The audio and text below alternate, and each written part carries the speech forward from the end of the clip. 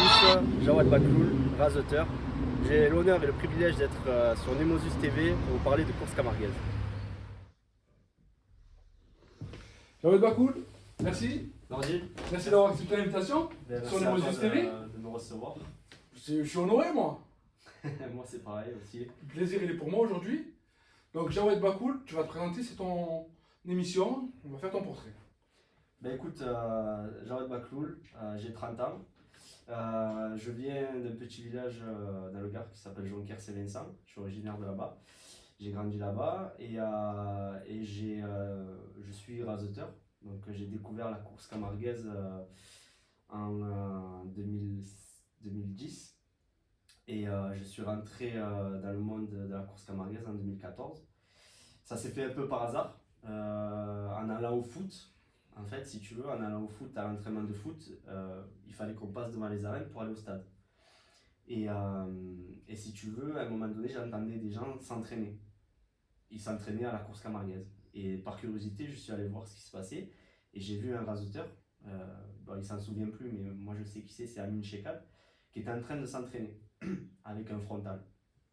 Et je lui ai demandé si je pouvais essayer de faire un petit rasé. Qu'est-ce qu'un frontal, excuse-moi? Ah ouais, bien sûr. Un frontal, c'est les cornes de taureau qu'on utilise en guise d'entraînement en fait. Et les cornes de taureau, le frontal, c'est ce qu'il y a à la base du. D'accord, très Voilà. bien. Et c'est là où on va mettre les attributs en course camarguaise. D'accord. Et moi, je suis allé toucher le frontal en fait, et avoir ce premier contact avec les cornes d'un taureau.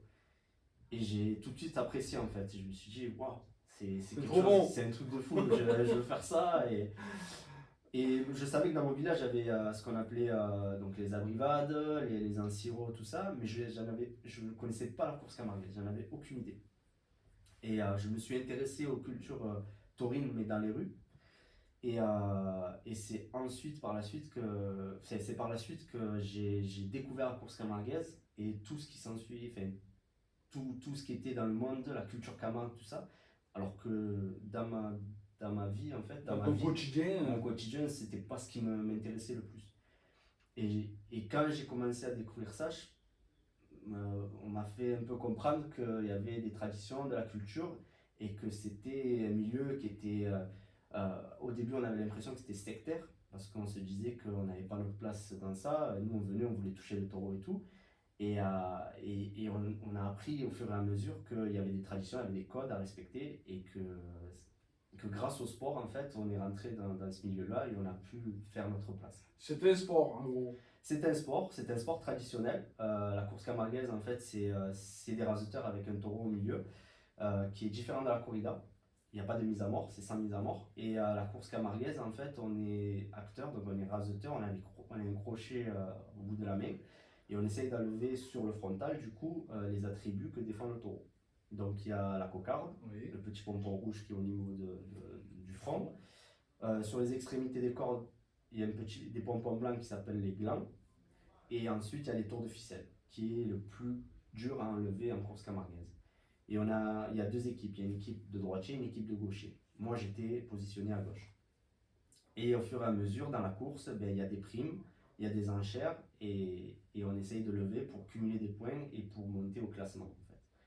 Mais tout ça, au début, on ne le connaît pas. Tout ça, quand on rentre dans la course camarguaise, on a la passion du taureau. Moi, ma passion, elle m'a piqué au moment où j'ai fait ce premier rasé sur ce frontal-là. Et j'ai aimé cette culture taurine, mais sans me soucier de toute cette logistique, tout ce qu'il y a derrière, en fait. Donc la course camarguaise, Technique. C'est très technique. C'est Très technique. très technique. Et derrière, il y a aussi un côté traditionnel. Il y a une culture camargue parce qu'on est plusieurs corporations dans la course camarguaise. Il y a les raseteurs, les managers, donc les éleveurs de taureaux, qui apportent leurs taureaux en course. Et chaque élevage est différent avec son histoire. En course camarguaise, c'est le taureau qui est star en quelque sorte. Les gens se déplacent pour voir des taureaux. Après, viennent voir les raseteurs. Et il y a une alchimie entre le raseteur et le taureau qui se crée pendant les courses et qui font des grandes courses. Mais on récompense aussi le meilleur taureau. Comme au foot, on récompense le ballon d'or pour le meilleur joueur. Et bien là, c'est le Biou d'or. Donc c'est celui-là qui sera le meilleur taureau de la saison. dans la meilleure compétition et dans les meilleurs. Dans les Le meilleurs respect de l'animal aussi, hein, effectivement. respect de l'animal total, et on est les premiers acteurs à respecter l'animal et l'éleveur aussi. Et dans ces corporations-là, il y a aussi les organisateurs, donc les présidents, enfin les associations des petits villages qui sont des clubs taurins, qui vont organiser des courses, ou alors des organisateurs comme Nîmes qui va organiser des gros événements.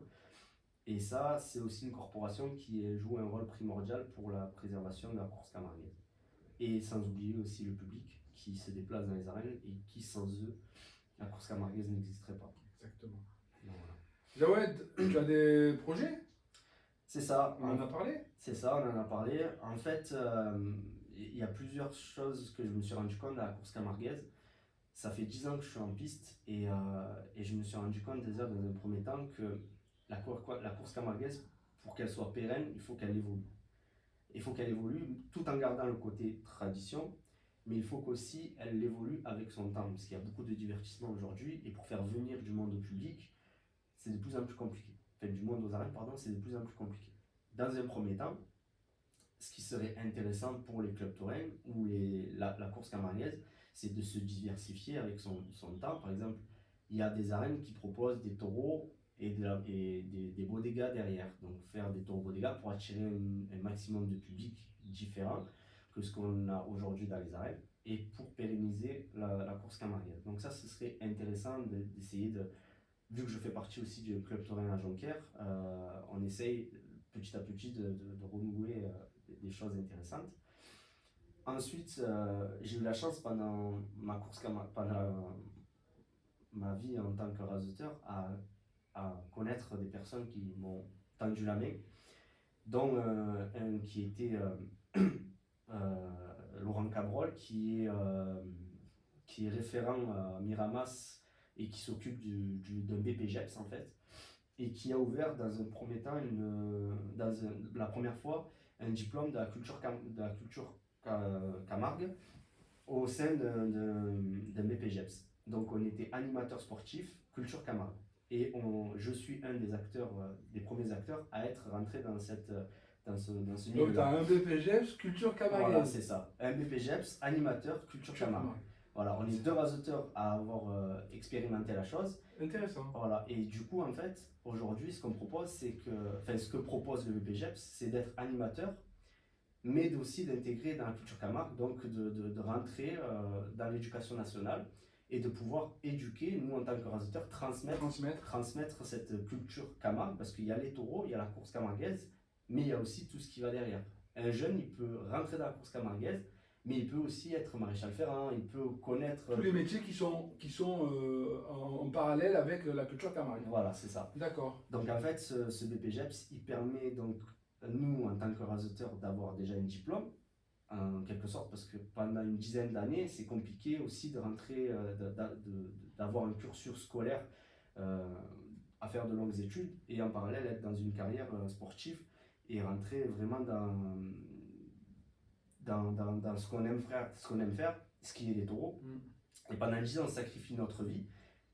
Et après, derrière, tout s'arrête. Qu'est-ce qu'on fait? Qu'est-ce qu'on fait? Nous, ce qu'on aimerait proposer et développer, c'est que des jeunes qui sont peut-être en difficulté scolaire et qui ont l'amour pour le taureau, et grâce au sport, à avoir une intégration dans la course camarguaise, et bien, grâce à ce BPGEPS, Culture Camargue, leur proposer d'être animateur sportif et de développer la course camarguaise en ayant un diplôme reconnu d'État.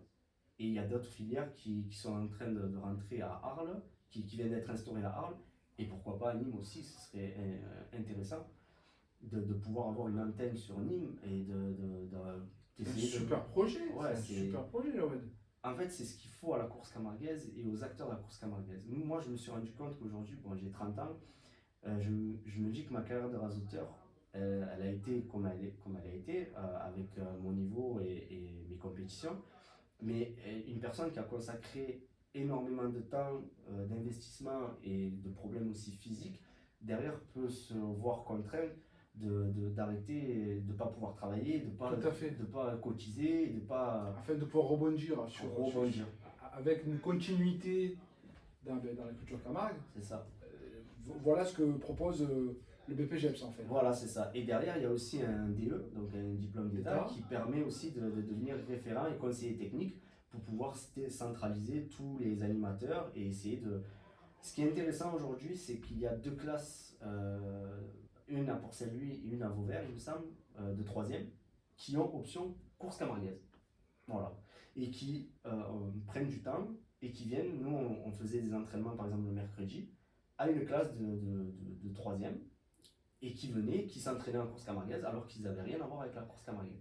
Et ça permettait de transmettre et de rentrer, grâce à cette option, dans l'éducation nationale et qui permettait aussi de cumuler des points pour leur brevet ou ainsi de suite. Et surtout de perpétrer les traditions. Voilà, exactement. Ça permet aussi C'est de important perdurer dans la le tradition. département dans lequel on est aujourd'hui Exactement. de perpétrer la culture camargue. Exactement. Et moi, je pense que c'est mon petit point que j'aimerais un peu souligner, c'est par exemple une feria comme Nîmes, la ville de Nîmes, elle a énormément de potentiel en course camarguaise à développer. Ce qui est dommage, c'est qu'il n'y ait pas de petite arène pour une école taurine pour développer la course camarguaise. Aujourd'hui, on a les arènes de Nîmes qui sont renommées.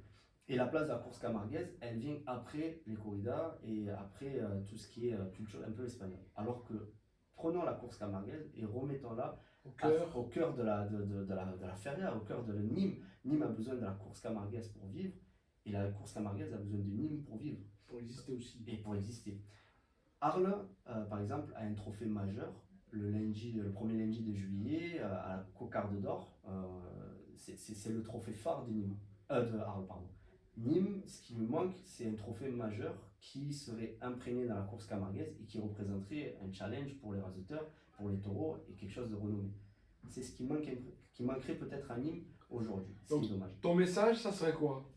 Mon message, déjà, aujourd'hui, voilà, c'est ça, c'est d'essayer de créer une école taurine peut-être à Nîmes, c'est ce qui manque parce qu'il n'y en a pas d'école taurine de course camarguaise. On va dans les villages à côté, mais à Nîmes, il n'y a pas d'école taurine de rasoteurs. Il y en a eu une, mais elle a été peut-être mise en veille ou arrêtée.